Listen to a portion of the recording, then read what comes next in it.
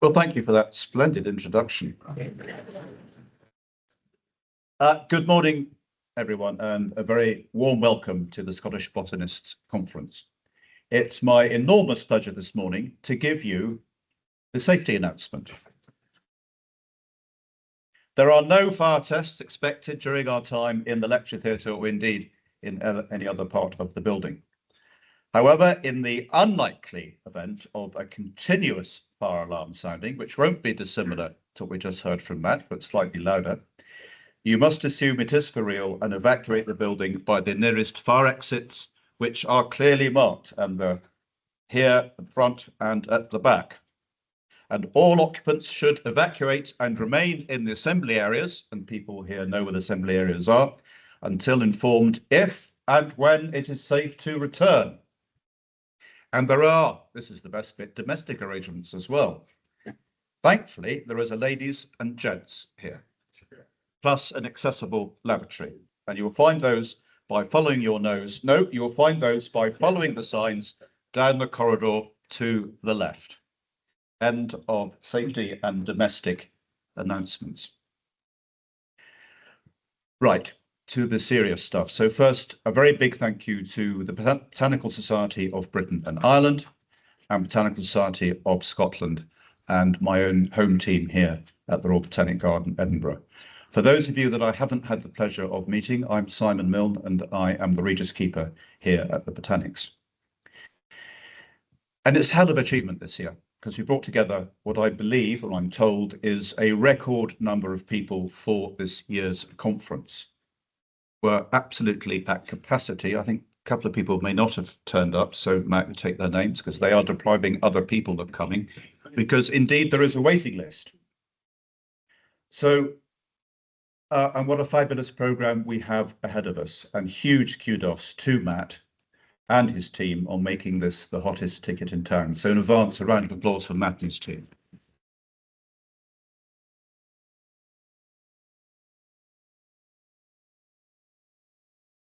Yeah, I gather there's been some loading issues.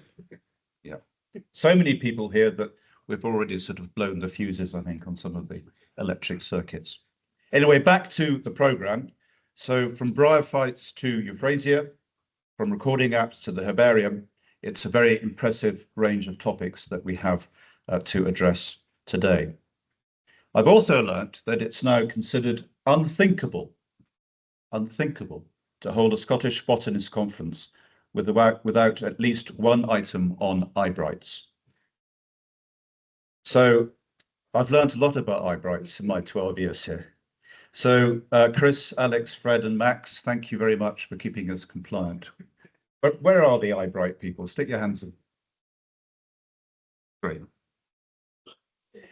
So as I near the end of my own shelf life here, I depart at the end of January, it's most encouraging and frankly very moving to see so many younger botanists in the room today. And it's also great to see the older ones, you know, such as the charismatic megafauna of Tim Duffy. Tim, where are you? You're there. You've got it yourself, by the way. I know, but I'm applying it to you now, too. Yeah. But it's clear that both societies have legs, albeit some in better shape than others. That is the legs, not the organisations. But the future of botany on these islands, I think, is in very good hands, and the future leaders of botany in this country, many of whom are sitting here today. Of course, the story of Scottish botany has always been one of passion, of people who studied plants for love rather than livelihood. And thank goodness they did, because without them, we'd be missing half our floras, so many of our herbarium specimens, and several excellent stories. And just to highlight three people from the past. Take Robert Dick of Thurso. I think many of you will be familiar with that name. A baker by trade and a botanist by obsession. After finishing his loaves each morning, he'd set off across Cape Ness, walking 20 or 30 miles in search of plants. His neighbours thought he was mad. He thought they lacked imagination.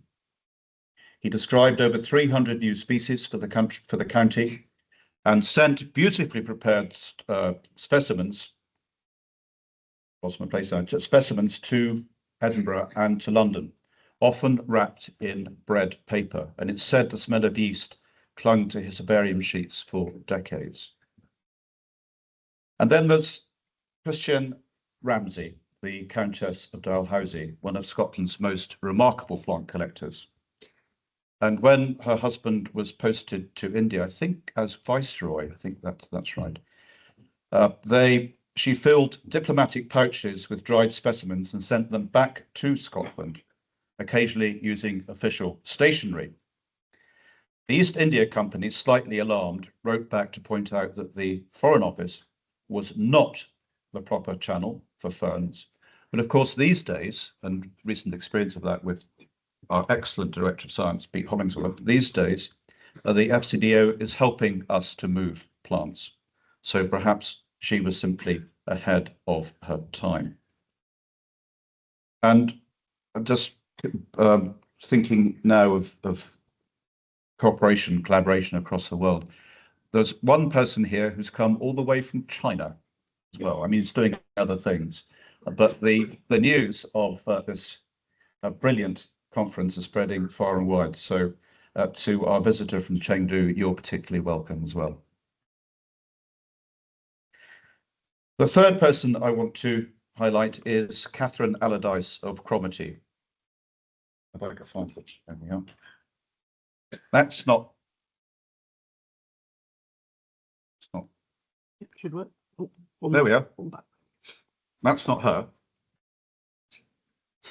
But Catherine Allardyce of Cromarty was a 19th century seaweed expert who could be found at low tide, skirts pinned up, muttering Latin names into the surf. And she once lost an entire collection to the rising tide and simply went out again the next morning to start again. And I suspect that sort of story is prevalent in things that you get up to today. And that's one of her specimens that is currently in or is in our herbarium. Oh dear, was it that bad? Oh dear. Now, one of the things I've noticed in this job is that while we are excellent at recording botanical and ecological data, I think we're less good at capturing the personal stories and experiences behind them, particularly from the field. Perhaps that's to stop alarming the health and safety guardians. And goodness knows there's lots of photographs I haven't been able to show in presentations from expeditions overseas because somebody would say, you can't do that. But I would urge you to record your memories and experiences. They're part of the living history of science. Perhaps some podcasts, Tim, get on with it, please. Twice I've picked on you today. But the stories of people behind science are very important, and I think they should be captured in the same way that David Allen wrote on earlier botanical history. And if you don't know this book, I suspect you probably all do, but I would highly recommend it. Scotland, it seems, has always produced botanists who combine intellect, endurance, and a healthy disregard for comfort. That spirit is clearly alive and very well today. Now, the modern field botanist may no longer cycle hundreds of miles with a basculum rattling in a basket, or maybe use an electric bike these days, I don't know. But you can still spot one by the combination of sunburn, midge bites, and an air of quiet triumph over a soggy sandwich. And some things don't change: the obsession, the camaraderie, the thrill of seeing something alive and green and knowing exactly what it is until the taxonomists decide to change the name. And that joy connects us all, from the bakers and the weavers and the countesses of the past to the data-driven botanists of today. So as I prepare to hang up my boots, I want to say how proud and how grateful, and more importantly, RBGE is to be part of this extraordinary community which is represented here today. It's a community that is generous. I hope you don't mind me saying a little bit obsessive sometimes, occasionally eccentric, and always curious. You're the inheritors of a long tradition of unpaid excellence, and it's clearly on a great trajectory. So here's another year of muddy knees, outstanding records, and the kind of dedication that continues to make Scottish botany the envy of the world.